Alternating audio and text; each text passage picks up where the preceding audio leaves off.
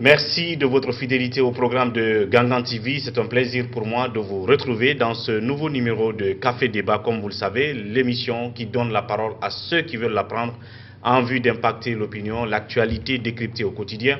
Aujourd'hui, comme invité principal du jour dans cette première partie de Café Débat, Dr Faya Milimono, président du Bloc libéral, comme vous le savez, récemment dans l'actualité qui était au cœur des débats, puisque lui et son parti avaient décidé d'aller se tenir devant l'Assemblée nationale, notamment le 5 avril, pour empêcher que les députés dont le mandat était échu d'occuper leur position, leur siège à l'Assemblée pour bénéficier de l'acte du président de la République, prorogeant ainsi leur mandat indéfiniment. Évidemment, à cette occasion, Dr Faya Milimono et certains de ses militants ont été interpellés par la sécurité, amenés à la maison centrale, puis à la DPJ, et maintenant sous contrôle judiciaire.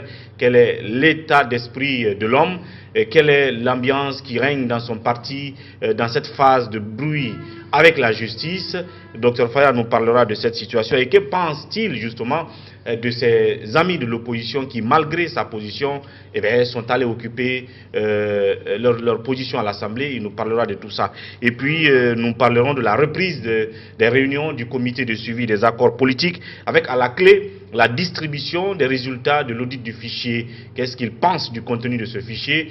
Et évidemment, là aussi, il donnera son avis, puisqu'il réagira à cette sentence contre Paul Moussa Diawara, ancien DG de l'OGP, qui donc écope de 5 ans de prison ferme. Nous en parlions hier avec Dr Dansa Kourouma et tout ce qui s'ensuit. Là-dessus, Dr Faya interviendra tout à l'heure. Il est déjà avec moi sur ce plateau. Dr Faya, bienvenue. Merci, M. Diallo, et je dis bonsoir aux téléspectateurs. Merci surtout de la disponibilité. C'est un plaisir.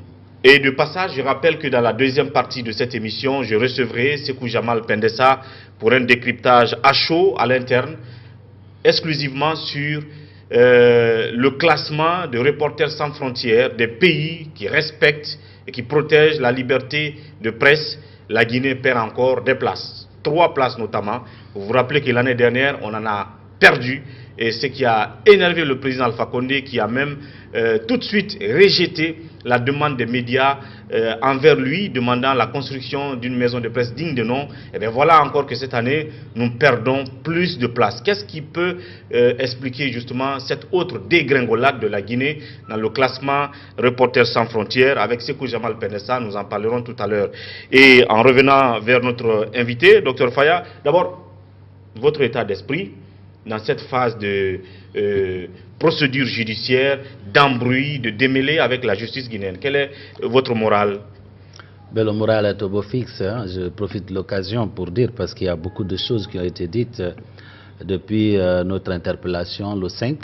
Il y en a qui ont dit que j'étais en prison. D'autres ont dit que les militants du BL sont en prison. Eh bien, j'apparais sur ce petit écran pour dire le BL se porte très bien. Les épreuves de ce genre, il faut attendre, n'est-ce pas? Il faut s'attendre à cela, surtout quand vous avez agi dans la légalité. Parce que ce que nous sommes allés faire au Palais du Peuple, c'est exercer un droit à la parole, et nous nous sommes exprimés. Je crois que le peuple de Guinée nous a entendus, y compris les députés périmés, ils nous ont entendus, parce que nous leur avons dit clairement, si vous acceptez de glisser ce qu'ils ont fait, l'autre aussi va glisser, et c'est la Guinée qui va tomber. Donc, si demain, nous allons aborder tout à l'heure la question concernant le fichier électoral, si en 2019, il n'y a pas d'élection en Guinée, en 2020, il n'y a pas d'élection, et que rendu le 1er janvier 2021, eh bien, le professeur Alpha Condé est encore là, seront comptables, pas seulement les responsables du RPG, pas seulement le président de la République, pas seulement le gouvernement, mais également les députés, y compris de l'opposition, qui, n'est-ce pas, auront cautionné cette banalisation de notre public. Bien. Avant donc qu'on ne parle de ce que vous attendiez de vos amis députés de l'opposition ce jour-là, dites-nous d'abord, face à la justice, les raisons pour lesquelles on vous a arrêté, vous et vos militants, ce 5 avril, c'est que on vous reproche comme fait, comme délit d'attroupement illégal. Est-ce que préalablement vous deviez informer les autorités de la commune pour ce que vous deviez faire ce jour-là ou pas? Ou est-ce que vous êtes venu spontanément pour obstruer la rentrée du Palais du Peuple devant les députés qui voulaient y siéger? Nous sommes un parti organisé, un parti légaliste, un parti républicain. Nous ne posons pas des actes sans prendre, n'est-ce pas, connaissance des dispositions légales de notre pays. Nous étions allés pour faire un sitting. Le sitting, je ne crois pas qu'il faille faire une lettre. Si on veut occuper la voie publique, n'est-ce pas, on peut s'adresser à l'autorité pour dire à tel moment, de telle heure à telle heure, et sur tel itinéraire, je vais m'exprimer. Mais il s'agit d'un sitting. Et d'ailleurs, quand nous sommes allés ce jour là-bas, tout le monde a vu tout le dispositif d'insécurité qu'ils ont créé ce jour autour du palais. Nous n'étions pas sur la voie publique. Nous étions d'ailleurs en train de nous adresser... Vous étiez sur l'esplanade du Palais du Peuple? Nous étions juste à côté de l'hôtel Riviera Royal, là où se trouvent les gargotes. C'est là que nous étions arrêtés et les médias sont venus, on s'adressait aux médias.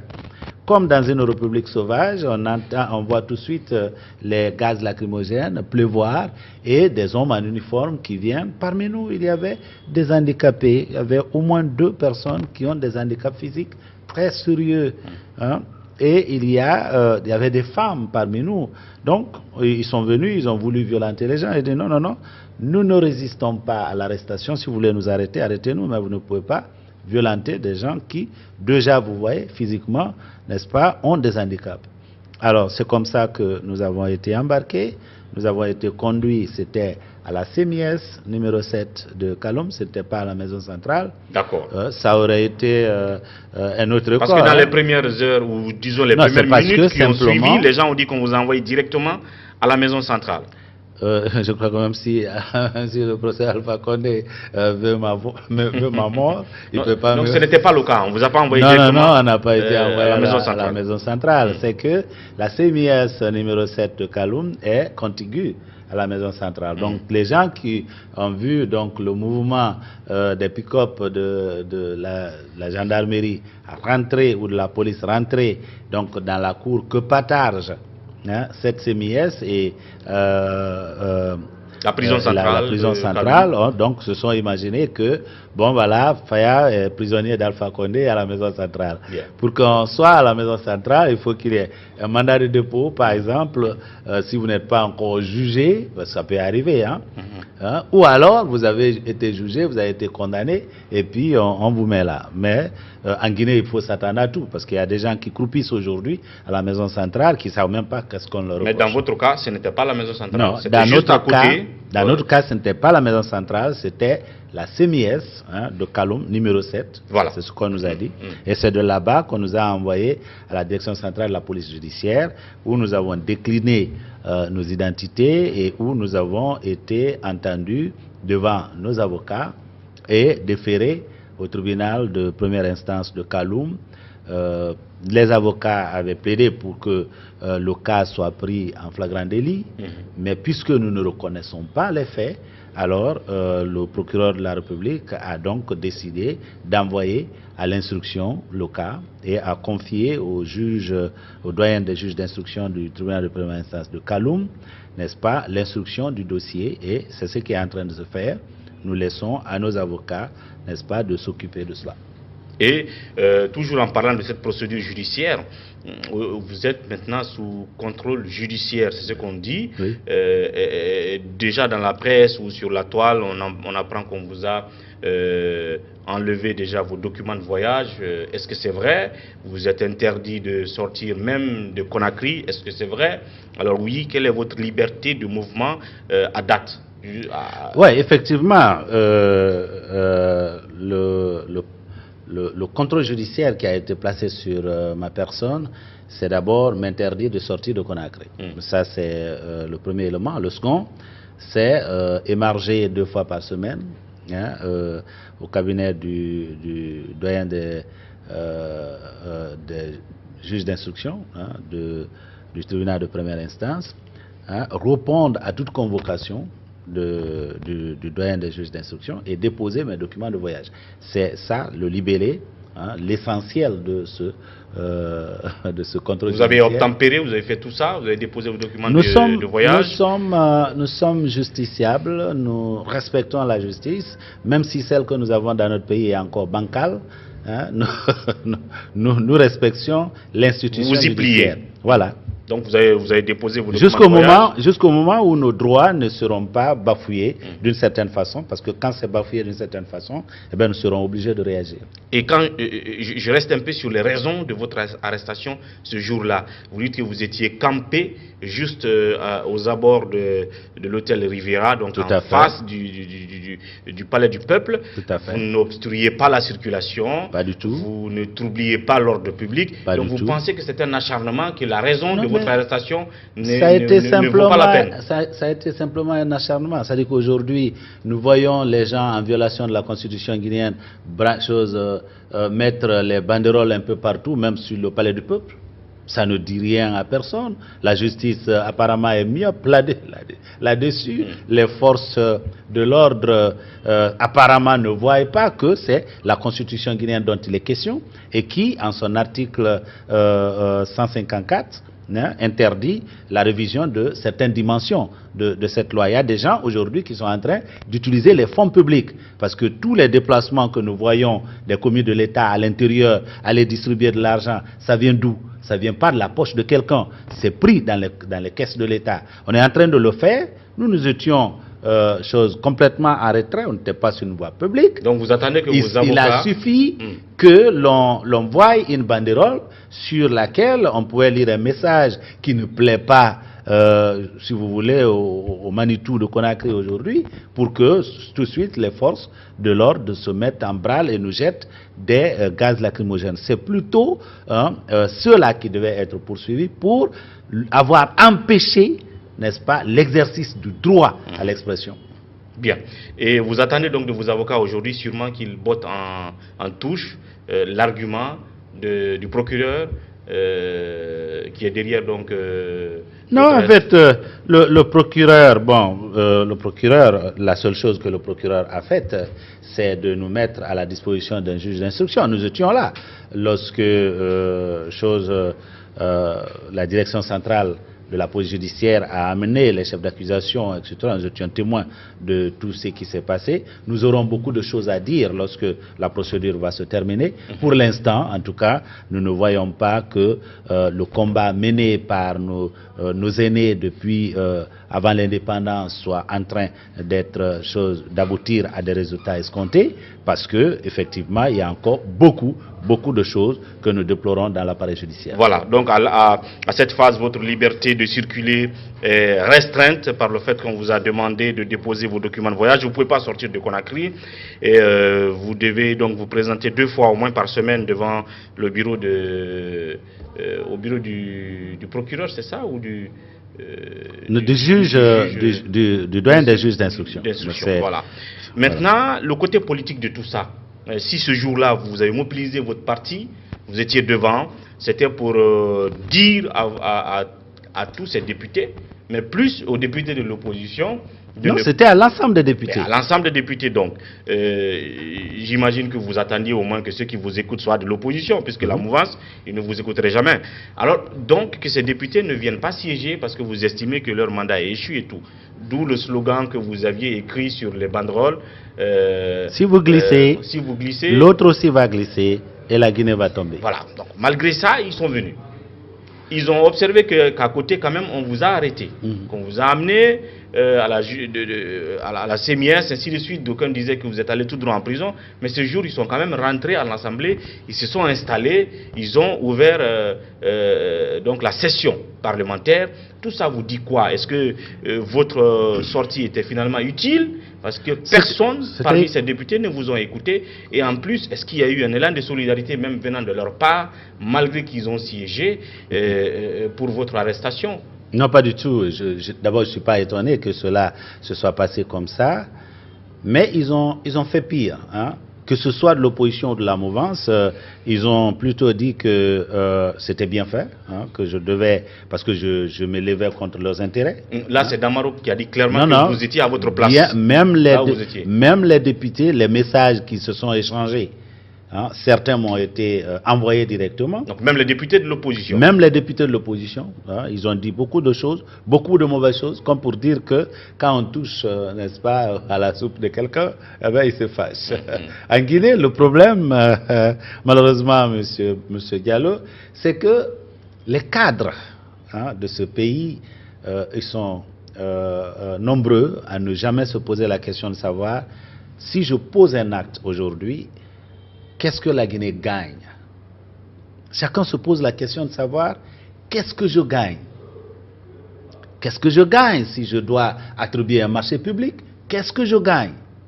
Qu'est-ce que je gagne si je dois préparer une convention de concession minière? Qu'est-ce que je gagne? Tout le monde, chacun veut, n'est-ce pas, mettre l'accent sur ce qu'il gagne. Eh bien, pour les députés périmés qui sont devenus désormais des employés d'Alpha Condé, ce qu'ils gagnent, c'est le salaire. Ce qu'ils gagnent, c'est des primes. Ce qu'ils gagnent, c'est des pécules, etc., etc. Alors, ils ne sont pas prêts à reculer par rapport à ça. Parce que les arguments qu'ils avancent sont farfelus, encore une fois. Ils disent, si on n'est pas là, et puis il y aura le troisième mandat. Le troisième mandat, le combat pour le troisième mandat ne se fera pas à l'hémicycle. Parce qu'en vertu de l'article 51 de la Constitution, si le président Alpha Condé veut soumettre au référendum un projet de révision, il peut s'adresser seulement au président de l'Assemblée nationale, qui est déjà dans sa poche, enfermé. Il suffit qu'il pique quelque chose comme ça, il va dire oui, oui, oui, oui. Vous comprenez? Et si il choisit d'être, d'aller consulter l'ensemble, hein, même si tous ceux qui sont de l'opposition votent non, eh bien, c'est une majorité simple qui est requise. Donc, en quoi leur existence là-bas, par exemple, ceux de l'opposition qui essaient de justifier le fait que si on n'est pas là, il y aurait ceci, peut-être si le président veut saisir l'Assemblée, il se limite juste à consulter le président de l'Assemblée, de l'institution. Mais si les députés doivent prendre l'initiative, il leur faut quand même les 2/3, ce que quand même la mouvance n'a pas à l'Assemblée. Là, il va falloir les députés de l'opposition à ce stade-là. Mais là, s'il s'agit de soumettre au référendum un projet de loi ou un projet de modification constitutionnelle, c'est une majorité simple qui est requise au sein de l'hémicycle. Ce n'est pas... donc on n'aura pas besoin du vote, n'est-ce pas, de l'opposition par exemple. Mais la question fondamentale aujourd'hui, qu'il faut que l'on s'attarde là-dessus, c'est qu'en Guinée, les gens ne sont pas au service du peuple. Ils sont, n'est-ce pas, ils se servent, hein, du peuple. Et c'est cela ce que les Guinéens doivent retenir. Et il faut qu'ils changent de fusil d'épaule pour voir la Guinée avancer. Parce que pour l'instant, on a l'impression que la majorité de ceux qui se disent être au service du peuple ne sont là que pour se servir. Et c'est le peuple qui continue à vivre dans la misère, les jeunes Guinéens qui continuent à mourir dans la Méditerranée, etc., etc. Est-ce que vous pensez aujourd'hui que vos amis, notamment de l'opposition, députés, ce jour-là, malgré qu'ils sont rentrés à l'Assemblée et qu'ils ont appris que vous êtes arrêté, s'en foutaient de votre sort, qu'ils ont ignoré votre sort? Est-ce que vous êtes déçus Non, on n'est pas davantage rassuré aujourd'hui qu'il n'y a pas cette solidarité en votre sein dans l'opposition? C'est du semblant. En tout cas, je n'ai pas été déçu, pas du tout. Hein. Il est arrivé des moments où, au sein de mon parti, et je crois que nous continuerons à le faire, parce que nous ne nous battons pas pour X ou Y, nous nous battons pour des valeurs. Le BL se bat pour des valeurs. Il y a des cas où, même s'il y a du froid, par exemple, entre un parti politique et le BL, lorsque ce parti est victime, on ne se limite pas à faire une déclaration, on fait une délégation pour aller témoigner notre solidarité. Nous l'avons fait plusieurs fois. Vous comprenez? Mais on n'est pas étonné. Par exemple? Pardon? Par exemple? Le dernier cas en date, c'était concerné par exemple l'UFDG, lorsque nous n'étions plus à l'opposition républicaine. Lorsque, je crois, celui Dallaire rentrait de Dakar, on a pris, comment on appelle ça? Son cortège, on a détruit sa voiture. C'est moi-même qui ai conduit la délégation pour aller le voir.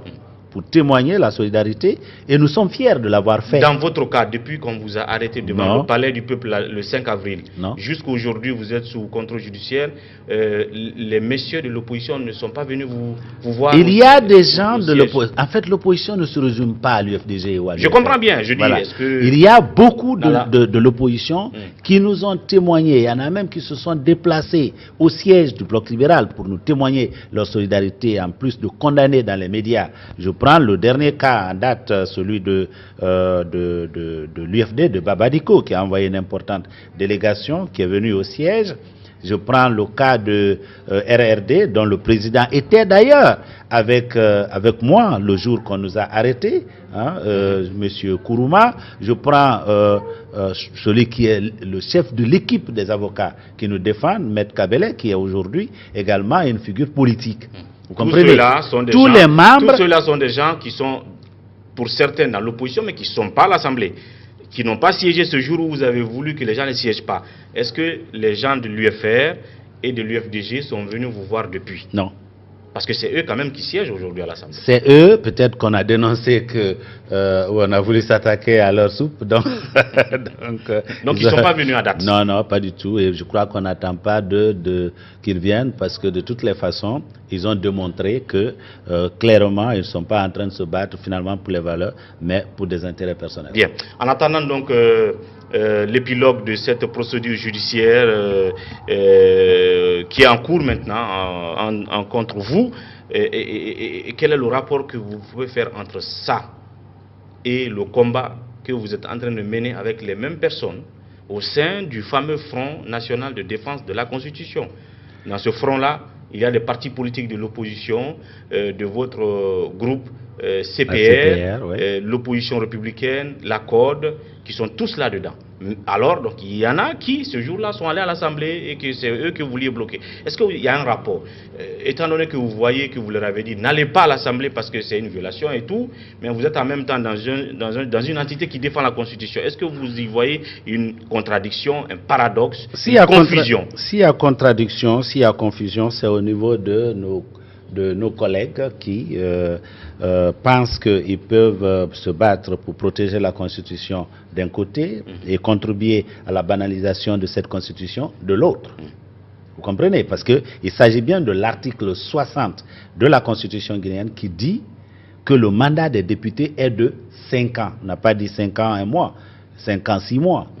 Alors, en vertu de l'article 30 de la loi portant Cour constitutionnelle, on peut, en Guinée, selon nos lois, on peut faire recours, n'est-ce pas, à une prolongation du mandat des députés, seulement si nous sommes dans des circonstances, n'est-ce pas, exceptionnellement graves. Si par exemple on avait connu ces 2 dernières années une guerre civile en Guinée, que Dieu nous en préserve, catastrophe naturelle ou une épidémie, etc., etc. Rien de tout cela n'a existé. Mais on a choisi d'ignorer que le mandat des députés était de 5 ans. Et donc, on ne peut pas d'un côté dire je vais défendre la Constitution et de l'autre banaliser, n'est-ce pas, cette Constitution. Pour nous, nous ne sommes pas en contradiction. Donc, au vu de tout ça, je ne parle pas de vous, au vu de cela, est-ce que vous êtes à l'aise donc de cohabiter, c'est-à-dire dans cette entité avec eux, alors que de l'autre côté, vous pensez qu'ils sont en violation de la loi? Est-ce que vous êtes confortable aujourd'hui, une fois encore, dans le front? Est-ce que vous allez quitter ce front? Non, le problème n'est pas un problème d'être confortable ou pas. Nous sommes face à une menace. Notre pays est face à une menace. Même quelqu'un du RPG, convaincu, qui pense que nous avons déjà connu la modification constitutionnelle par le passé et cela nous a conduit à une faillite. Cela a conduit, n'est-ce pas, à faire des années 2000 des plus violentes de l'histoire politique de notre pays et qui se disent donc, quoi que je sois de la mouvance, je vais combattre, n'est-ce pas, le 3e mandat. Nous allons travailler avec la personne pour empêcher, n'est-ce pas, que le pays aille en faillite. Malgré cette situation à l'Assemblée, vous pouvez quand même les rencontrer au sein du front, être avec eux, sourire avec eux, partager le combat là, dans le front. En ce qui nous concerne, ce pourquoi nous sommes en train de combattre est plus fort que notre humeur personnelle de dire qui est assis à côté de nous. Bien. Vous comprenez? C'est l'atteinte de l'objectif d'empêcher un 3e mandat mandat qui pourrait encore ramener la Guinée dans les années 2000 et revivre, n'est-ce pas, tous ces crimes qu'on a connus. Rappelons-nous encore une fois, et à chaque fois, il faut qu'on le répète pour que les Guinéens sachent le sens du combat qu'on est en train de mener. En 2006, c'est des centaines de jeunes qui ne sont plus de ce monde qui ont été tués. En 2007, c'est encore des centaines de jeunes qui ont perdu la vie. En 2008, la même chose. En 2009, la même chose. Et jusqu'à aujourd'hui, aucune justice n'est faite pour l'ensemble de ces victimes. Alors nous ne voulons pas continuer à étaler, si vous voulez, cette liste ou allonger cette liste de victimes pour rien au monde et pour qui que ce soit. Donc, quelle que soit la personne qui accepte de mener ce combat avec le bloc libéral, eh bien, nous allons mener le combat avec pour que nous évitions à notre peuple ce qu'on a connu dans les années 2000. Justement, en parlant de velléité là, de troisième mandat ou de révision constitutionnelle ou de nouvelle constitution, c'est un feuilleton qui s'est ouvert et qui continue. Est-ce que dans les nouvelles phases que nous vivons depuis cette semaine, on a vu désormais que ce n'est plus dans l'ordre des contradictions d'idées. Maintenant, c'est sur le terrain, les gens commencent à s'affronter. Est-ce que selon vous, il y a un risque? Et est-ce que selon vous, Alpha Condé devrait revenir sur son fameux discours, cette fois-ci en acte, pour arrêter tout ça, ces mouvements à Ralan, à Moulanfé, ou bien sur le terrain, tous ceux qui s'accrochent pour éviter une situation chaotique tout simplement? Est-ce que vous pensez qu'il y a lieu de faire quelque chose? Tout à fait. Aujourd'hui, j'étais de passage devant le Palais du Peuple. Ce qui a attiré mon attention, c'est que je n'ai pas vu la fameuse banderole qui parle, oui, à la modification constitutionnelle. Pourtant, juste hier, c'était accroché. Là. En tout cas, ce matin, quand je passais, je n'ai pas vu la banderole, y compris la banderole qui était mise de l'autre côté. En tout cas, je n'ai pas vu de banderole. Peut-être qu'il y a eu encore un vent violent, parce que la première fois, il y a un vent violent qui l'avait arraché. On est revenu le mettre. Il y a pourtant une autre banderole qui est fixée, qui, elle, ne parle pas de choses. Alors, j'espère que le message commence à être entendu. Si ce n'est pas entendu de toute façon, ça sera entendu de toutes les façons. Ce qu'il faut que l'on dise à nos téléspectateurs, c'est que pour ceux qui font la comédie de dire ils sont en train de défendre la Constitution en allant siéger à l'Assemblée, c'est simplement un plan B qu'ils ont aidé ainsi le professeur Alpha Condé à préparer. Tout à l'heure, lorsqu'on va toucher la question du fichier électoral, les gens comprendront ce que je veux dire. Rien ne peut nous garantir aujourd'hui qu'il peut y avoir des élections d'ici 2020. On en parle tout à l'heure, mais maintenant, ce que le président est censé faire au vu de ce qui se passe, il doit arrêter des affrontements qui se passent sur le terrain. Vous avez vu le cas de Bofa, oui, où déjà il y a une dame qui a été attaquée, oui, il y a Koya, il y a eu Doubreka, ainsi de suite. Est-ce qu'il y a lieu que le président fasse quelque chose? Il doit arrêter cette démagogie. Il doit s'occuper des vraies priorités. On a une école qui se meurt aujourd'hui. Yeah. Les enseignants qui n'ont pas de salaire, on n'arrive même pas à organiser les examens nationaux. On a comment on appelle ça, des infrastructures scolaires qui sont complètement délabrées, qui sont insuffisantes, etc., etc. Ça, c'est une priorité. Bien. On a des ordures qui nous envahissent, n'est-ce pas? Partout où nous regardons à Conakry, on est envahi d'ordures. Ça, c'est une priorité parce que la santé publique de ce pays est en jeu. Et donc, il y a tellement de choses qui sont une priorité que le professeur Alpha Condé, comme d'autres ailleurs, je crois que Macky Sall a rabrouillé un député qui aurait prononcé le mot troisième mandat pour lui. Issoufou, qui a été de la FEAMF avec lui, avait fait juger des gens qui avaient réclamé, n'est-ce pas, un troisième mandat pour lui. Aujourd'hui, le parti de Issoufou a déjà désigné le dauphin, celui qui sera candidat de ce parti aux élections en 2001. Alpha peut arrêter tout ça et c'est ce que nous lui demandons de faire. Il peut encore faire les 1 an et quelques qui lui restent et il va sortir par la grande porte. Il aura inscrit son nom dans l'histoire de ce pays. Il a fait ce qu'il a pu, n'est-ce pas? Et je crois que c'est ce que les Guinéens... Et en ce moment-là, vous ferez partie de ceux-là qui vont... le féliciter non, pour ce qu'il a pu réaliser, clairement, nous l'avons toujours reconnu, il y a des choses qu'il a pu réaliser. Et pour le fait même si on n'a pas de courant, observer l'alternance. Même si on n'a pas le courant aujourd'hui, on lui reconnaît avoir construit Caleta. On lui reconnaît, c'est un homme d'action. Bon, c'est sous sa présidence que certains patrimoines de l'État hein, où Guinéens ont été bradés pour que les gens construisent des hôtels. On lui reconnaît tout ça aussi, comprenez? Bien. Sauf que c'est pas le développement, ça. Et pour terminer sur cette parenthèse-là, de débat autour de la Constitution, j'étais avec le Dr Dansa Kourouma du CNOX, qui d'ailleurs, il faut le rappeler, n'est pas dans ce front. Il a évoqué les raisons hier comme quoi il n'avait pas été invité et que les gens du front arrêtent de mentir sur leur compte et dire la vérité. Mais, entre-temps, il a fait rappeler que c'est un débat prématuré parce que à force de trop parler de ça, non, il n'y aura pas de troisième mandat ou bien on ne doit pas réviser la Constitution, c'est-à-dire que vous participez, en tout cas ceux-là qui font ce débat participent à encourager les pros parce que si la loi l'a dit déjà, il n'y a pas lieu qu'on crie cela, qu'on attende que les gens posent les actes et aller contre. Est-ce que vous partagez cet avis en quelques mots? Je ne partage pas, c'est pourquoi mon parti fait partie du front. Bien. En fait, quand la République est menacée, on n'attend pas d'être appelé. Bien. Vous comprenez? Quand on est menacé, quand la République est menacée, on est un soldat, eh bien on prend l'uniforme et on prend l'arme et on va pour défendre la République. On n'attend pas d'être... J'entends déjà, on ne m'a pas invité. On n'invite pas quelqu'un. Bien. Vous devez vous sentir interpellé et vous venez. Et donc, dites-nous, qu'est-ce que vous pensez justement du fait qu'ils disent, ça c'était le deuxième aspect de la question, qu'à force de faire trop de bruit autour de cela, vous encouragez même ceux qui sont dans la promotion de ces velléités aujourd'hui, n'osaient pas évoquer le mot, mais à force d'en parler sous forme d'alerte, que vous les encouragez, vous les amenez aussi à en parler. Non, pas du tout. Écoutez, nous avons tellement été silencieux par rapport à ce qui est devenu une chanson pour les gens de la mouvance. Rappelez-vous, il y a encore des années, à peine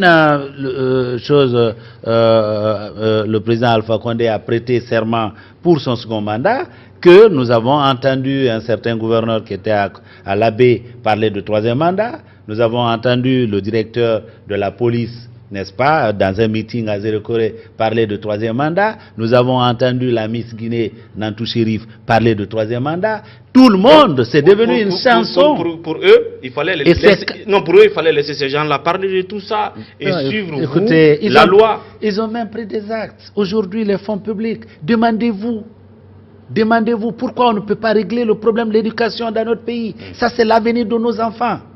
Pourquoi on ne peut pas payer le salaire aux enseignants pour permettre que les enseignants se mettent au travail pour apporter l'éducation qu'il faut à nos enfants pour qu'ils deviennent compétitifs? Parce qu'il faut comprendre, nous vivons aujourd'hui dans un village global. Les jeunes Guinéens compétissent sur le sol guinéen avec des jeunes Sénégalais, des jeunes Ivoiriens, des jeunes Chinois, Français, pour des boulots qui peuvent se créer ici en Guinée. Alors on est en train de leur faire du mal, n'est-ce pas, que de bâcler leur éducation parce qu'on a un projet aussi criminel à financer. Alors on va passer ce cap et parler cette fois-ci de reprise des réunions du comité de suivi, je l'évoquais tantôt, qui avait déjà fait 6 mois, apprend-on, qui ne s'était pas réuni, ou 3 mois si je me trompe. Et maintenant, à l'occasion de cette rencontre, les résultats de l'audit du fichier ont été donc distribués aux différentes entités. Je crois que vous avez peut-être une copie de ce fichier. Quelle analyse vous avez là-dessus? Qu'attendez-vous qu'on fasse de ce fichier avant d'aller aux élections législatives prochaines? Vous me permettrez, parce que souvent, hein, si je parle, je donne mon point de vue, on dira, ah, ça c'est ce que Faya pense. Hein? Vous allez me permettre de lire quelques lignes ici. Ça c'est ce qu'on appelle les recommandations fortes. Ça c'est les auditeurs qui le disent. Les recommandations fortes. On dit, au vu de toutes les analyses qui précèdent, les recommandations fortes de l'équipe d'audit sont les suivantes. Premièrement, court terme, priorité forte.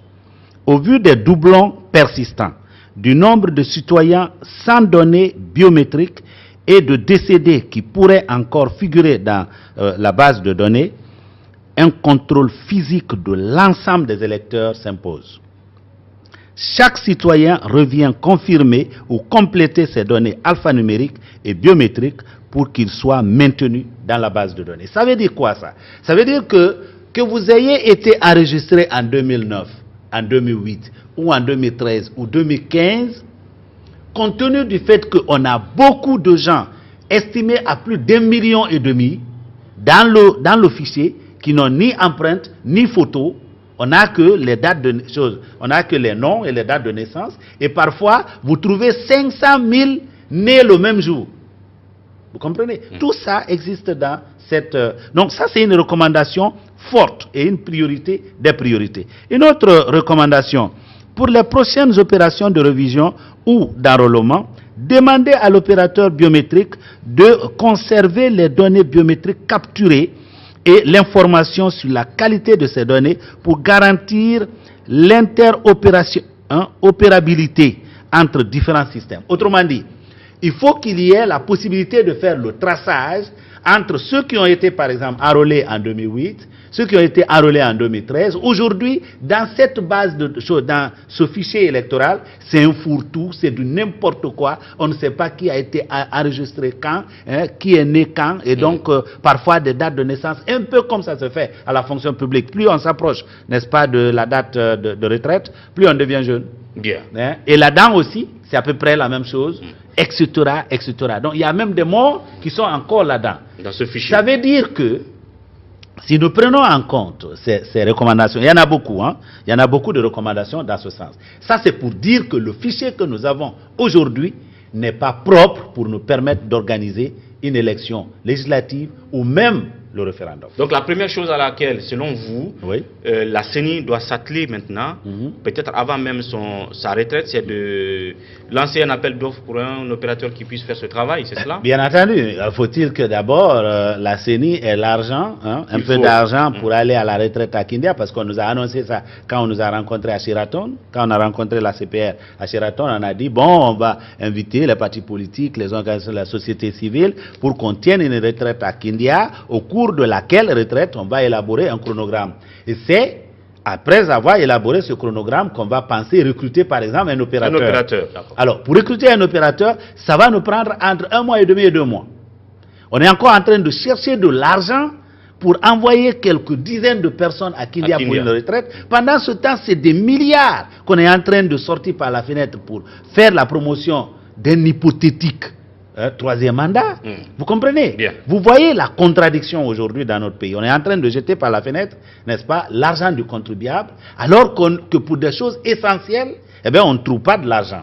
Alors, quand Kébé a dit que les élections législatives pourraient avoir lieu au courant du dernier trimestre de l'année, ça m'a rappelé la date du 29 décembre qui avait été annoncée par un certain Luceni Camara pour permettre à Alpha de se défendre parce qu'il partait à l'Assemblée générale des Nations Unies et les élections législatives n'étaient pas organisées. Il y avait des marches à Conakry pour réclamer ces élections. Donc, Luceni Camara a sorti une date pour que quiconque demandait à M. Alpha Condé... Donc, au vu de cette situation, vous ne pouvez pas... Fichier, on n'est pas sorti de l'auberge. Au vu de cette situation du fichier, le plan B ayant été préparé déjà et consommé par les 112 députés, parce qu'il faut féliciter quand même Lansana Kouyaté qui n'a jamais siégé là. D'ailleurs, il faut féliciter Ousmane Kaba qui a dit clairement, écoutez, vous m'avez donné 5 ans, je vous remercie, mais le mandat c'est fini là. Alors, ces 112 qui continuent à siéger auront déjà consommé, auront déjà mordu à l'appât. Vous comprenez? Donc, Alpha n'a même pas besoin de se précipiter. Il peut déjà rester après 2020. Vous comprenez? Bien. Parce que qui va chasser Alpha pour laisser les autres en grand boubou en train de... Non mais attendez. Bien. Non. Soyons sérieux. On va passer au dernier sujet avant de vous laisser partir. Cette fois-ci, on parle de lutte contre le détournement des deniers publics. Le cas Paul Moussa Diawara, évidemment, il est enfermé. C'est le sujet en ce moment. En tout cas, quelle est votre réaction face à tout cela? Vous savez, ce qui se passe concernant Paul Moussa Diawara, il faut tenir compte de beaucoup de paramètres pour comprendre. Depuis l'arrivée du général Lansana Conté, paix à son âme, jusqu'à la fin des 8 ans et demi d'Alpha Condé, c'est la première fois que pour quelqu'un qu'on reproche avoir détourné de l'argent, il y a eu une sentence comme celle-là. Il y a encore quelques mois, quelqu'un à qui on a reproché le détournement de combien, 20 et quelques milliards, hein, ça n'est sorti avec 5 ans avec sursis et puis remboursement de 1% hein, de l'argent qu'on lui reproche. Mais cette fois-ci, la justice a vraiment pris le marteau pour dire non seulement ces 5 ans fermes, rembourser l'intégralité, d'ailleurs les biens sont saisis, l'amende c'est 50 millions, etc. Et 9 milliards de dommages. Alors là, on a l'impression que nous sommes en train d'utiliser 2 vitesses différentes là. Hein? C'est-à-dire, pour presque les mêmes cas. Pour les mêmes cas à peu près, Paul Mouta écope de 5 ans de prison ferme et pour les mêmes raisons, un autre s'en sort. De l'OGC notamment, l'ancien DG de l'OGC. Justement. Donc ça, il faut quand même le mentionner. Ce qu'il faut aussi mentionner, c'est que le contexte peut-être a dicté la décision de la justice. On vient d'entendre Damaro hein, sur une émission de grande écoute. Contre les magistrats. Hein, contre les magistrats. Et puis les magistrats ont commencé à se faire entendre, ont même réclamé la levée de son immunité parlementaire pour pouvoir le poursuivre. Et il y a déjà des voix qui commencent à se lever hein, du côté de l'Assemblée pour dire nous ne voterons pas pour lever l'immunité parlementaire. Donc ça veut dire que là, les magistrats veulent véritablement s'entendre. Et pour s'entendre, il faut frapper très fort. C'est aussi peut-être hein, la promesse qui nous a été faite, même quand cette promesse avait déjà été faite par M. Kassori Fofana, le Premier ministre. Quand il est venu, il a dit tolérance zéro, n'est-ce pas, contre la corruption et autres. Mais il était là, il était encore Premier ministre et on ne l'a pas entendu quand on a donné 5 ans avec sursis et remboursement de 1% de ce qui a été détourné par M. Camara qui s'en est sorti. Vous comprenez? Et il y a également une autre dimension, parce qu'il faut, je suis de la communauté Kissi, même si je n'ai jamais voulu et je n'utiliserai jamais, n'est-ce pas, la question ethnique hein, pour mon débat politique. Je trouve qu'on en fait trop au sein de la communauté Kissi. Parce qu'il y en a des gens qui sont derrière ce qui est en train de se passer contre Paul Moussa. Ah. Il faut le dire. On a entendu d'autres se défendre hier sur des émissions. Ça ne suffit pas. Nous vivons là-dedans. Vous comprenez? Nous vivons dans cette communauté. Nous savons ce qui a été fait. On a les mêmes gens qui ont servi le PDG, qui ont servi le PIP et qui sont en train de servir le RPG. Parmi ceux qui sont aujourd'hui en train de se réclamer être des membres du RPG fieffier, c'est eux qui ont bastonné, humilié, déshabillé publiquement certains de nos enseignants au temps du PUP. C'était à Gekedou. Contre le RPG. Contre le RPG. C'est deux qui ont été bastonnés. Ce jour, qui ont été déshabillés publiquement à Gekedou, c'était des membres du RPG. Des militants du RPG. Des militants du RPG. À l'époque de... Alors, quand le RPG est arrivé au pouvoir, les mêmes qui les ont bastonnés hier ont été les premiers à tourner la veste pour dire nous sommes RPG. Sortons de cette démagogie et j'interpelle, n'est-ce pas, mes frères, parce que je sais ils sont très nombreux qui sont offusqués devant cette situation, qu'ici, ce n'est pas une ethnie, c'est pas un mouvement politique, c'est une ethnie dont personnellement je suis fier. Vous comprenez? Sortez le nom qu'ici dans vos débats politiques. Celui qui veut créer un parti politique, mais créez-le.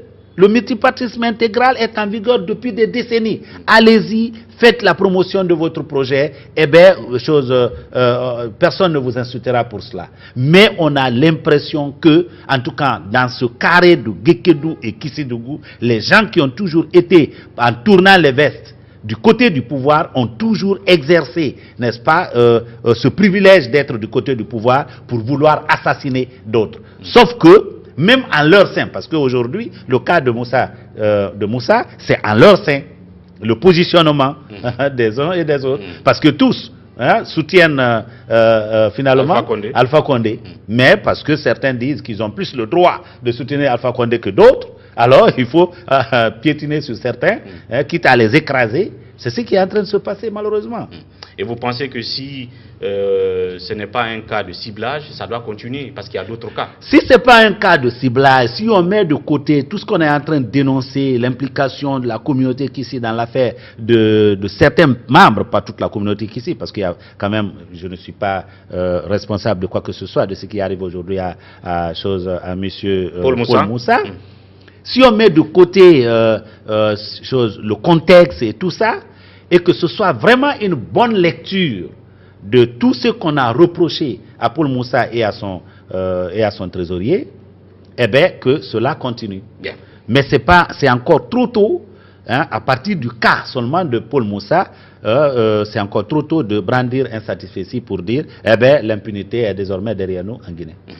Et puis, vous avez 30 secondes pour un dernier mot face à la caméra, à l'endroit, bien sûr, de vos militants et de tous ceux qui pensaient que vous étiez en prison sur le dossier judiciaire et sur d'autres situations d'actualité de notre pays.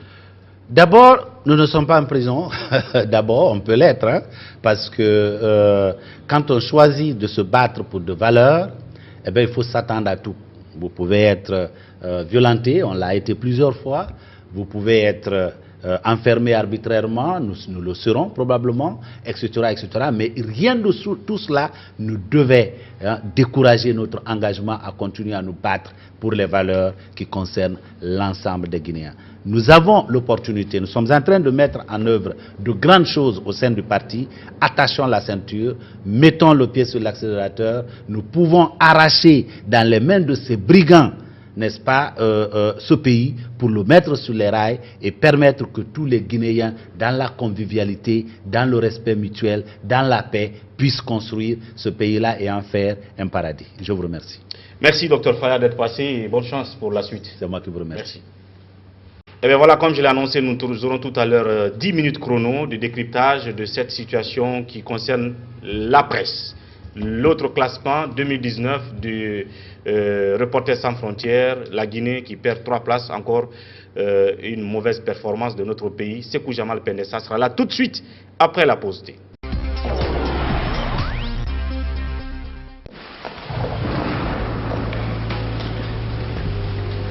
Il existe des choses qui nous donnent la force et l'audace d'aller au-delà de notre imagination. Le thé Akbar. Le thé Akbar est fabriqué en utilisant uniquement les feuilles soigneusement sélectionnées en provenance de Ceylon. La qualité du thé Akbar a été évaluée selon les normes les plus strictes par des experts en dégustation qui se sont appuyés sur près d'un siècle d'expertise dans ce domaine. Premier producteur de thé, vous pouvez faire confiance à la famille Akbar pour vous garantir votre santé. Seule la meilleure tasse de thé peut vous procurer de la fraîcheur. Thé Akbar, le leader mondial. Voilà, merci donc de nous retrouver dans cette deuxième partie de Café Débat, décryptage à l'interne pour 5 minutes chrono. Et Sékou Jamal Pendessa déjà à mes côtés, à la suite de Dr Faya Milimono. Pendessa, bienvenue. Merci Ouri. Ah oui, une fois encore, le RSF, Reporters sans frontières, fait son classement 2019. Oui. La Guinée, mauvais élève, mal classé, et nous perdons encore 3 places. C'est déplorable de constater que chaque année, soit on recule ou on ne bouge pas. Quand on parle de la liberté de la presse en Guinée, les gens vont se mettre à nous dire tout. Mais on va commencer par l'actualité. C'est qu'il faut rappeler que la Guinée est encore classée 107e comme l'an dernier.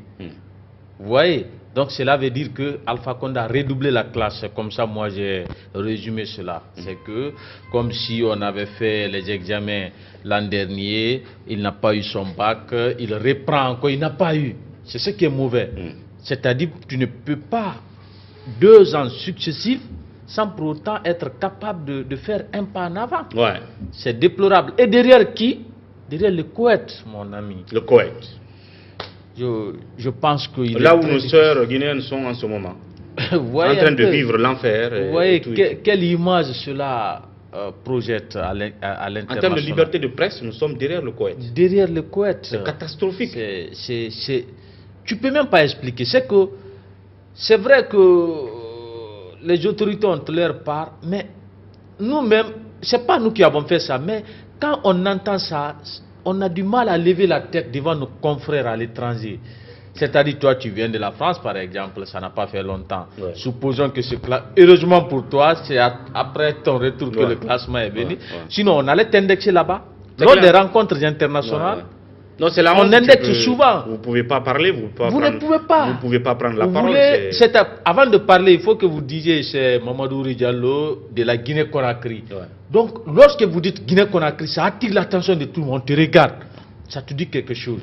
Il faut que nos autorités nous aident à être fiers de notre pays, partout où on est. Alpha Condé s'est bien posé des questions. Comment on s'est retrouvé là? Comment on s'est retrouvé là? Comme l'année dernière, il se posait la question. Peut-être cette fois-ci, il ne va pas se poser la question, puisque c'est lui-même qui a rectifié le tir selon ce que la RTG a dit. Quand notre confrère a fait une semaine en prison, c'est lui qui s'est impliqué pour dire il faut le libérer. Après, il est venu dire en conseil des ministres. Malheureusement, il était déjà enfermé. La presse en a parlé. À l'international. Non, mais nous, on a contacté RSF, Reporters sans frontières. Il était déjà contacté.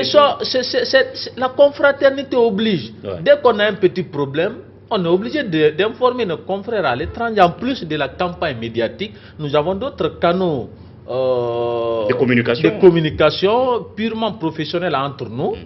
Mais on ne peut pas, sinon si tu ne le fais pas, quand ils apprennent l'information par d'autres canaux, ils se disent mais comment vous pouvez vous taire sur une situation aussi grave chez vous? Mais or, comme quelque part vous êtes complice. Vous comprenez? Donc c'est ça, on n'a pas le choix. Comme l'année dernière, il y a des situations qui ont bien expliqué notre mauvais classement l'année dernière. Cette année, il y a aussi des exemples. L'année dernière, il y a un groupe de journalistes qui ont été bastonnés à ciel ouvert ici à Matam. Il y a eu d'autres qui ont été frappés même à la présidence, au siège du RPG. D'autres emprisonnés. Il y a eu ces cas. Et le président est parti à la maison de la presse quand les journalistes lui ont demandé de nous aider à avoir une maison de presse digne de nom, comme au Sénégal. Il a dit tout de suite je refuse tant que vous ne me dites pas pourquoi on a été mal classé par RSF cette année. Et si d'ailleurs nous avons la petite vidéo, on essaiera de rapidement mettre ça là tout à l'heure pour voir ce que ça donne.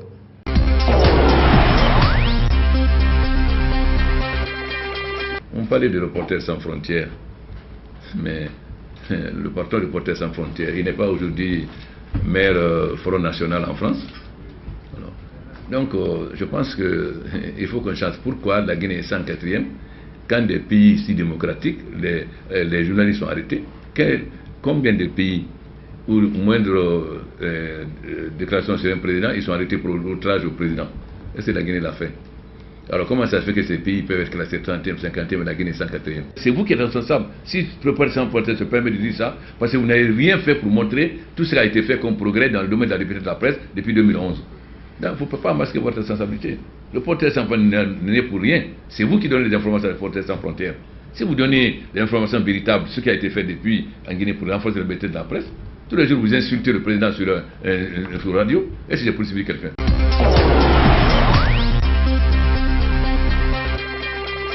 Mais cette année, justement, quels sont au moins 2 exemples qui peuvent expliquer? Parce que c'est sûr que le président Alpha Condé, si on l'invite dans une des activités le 3 mai, le 3 mai qui arrive là, il va dire encore pourquoi on est mal classé. Donc, il y a des situations qui se sont passées. Je vais l'aider bien avant qu'il ne soit là-bas à comprendre. Peut-être il n'aura pas de répondants puisque ceux-là qui étaient là-bas l'an dernier, je ne sais pas s'ils avaient peur de lui donner les vraies raisons à la maison de la presse. Moi, il a quitté avant que je n'arrive. Tu sais, j'évite souvent nos rencontres là. Donc, mais ce qu'il faut retenir, d'abord, nous avons le cas le plus frappant. Lansana Camara a illégalement passé une semaine en prison. Ça, on ne peut pas le nier. Pour une affaire qui s'avère petit à petit vraie. Ces révélations qu'il avait faites au niveau du ministère des Affaires étrangères. Ça, c'est un fait qu'on ne peut pas nier. Vous avez un autre fait, c'est que la subvention 2018, vous avez vu, les patrons, les médias n'ont pas pu avoir leur subvention. Il a fallu attendre jusqu'en 2019, pendant que l'État a réussi à donner tous les autres budgets des autres services. Pourquoi seulement les médias qui devaient attendre jusqu'à ce que toute l'année passe? C'est que les dépenses que vous devez faire maintenant, on dit non, attendez, vous n'êtes pas une priorité. Et la subvention 2019 revient à la baisse. Revient à la baisse. Vous comprenez? Puisque les gens... de 2 milliards. C'est-à-dire qu'on coupe 2 milliards. Exactement. Dans la subvention. Tout ça, puisque dans les recommandations, même la Guinée a souscrit à beaucoup de conventions internationales. dans toutes les recommandations en matière de la liberté de la presse, on demande aux autorités de faire des efforts pour favoriser l'épanouissement des médias indépendants et pluralistes dans le pays. C'est très bien dit. Vous comprenez? Il faut que les médias soient économiquement à l'aise pour pouvoir travailler, et sur ce plan, on peut dire, si vous bloquez la subvention des médias, vous cherchez à les asphyxier financièrement. Si vous réduisez la subvention accordée aux médias, c'est aussi un recul. Les taxes et impôts aussi, vous les augmentez. Vous comprenez? Ça contribue Exactement. Et vous n'êtes pas sans savoir qu'il y a toute une machine qui a été enclenchée, mise en marche cette fois-ci par l'appareil étatique. Plus de 3 ministres de justice et bonnement, ou au moins 3 ministres ont porté plainte contre des journalistes. Et 2 ont passé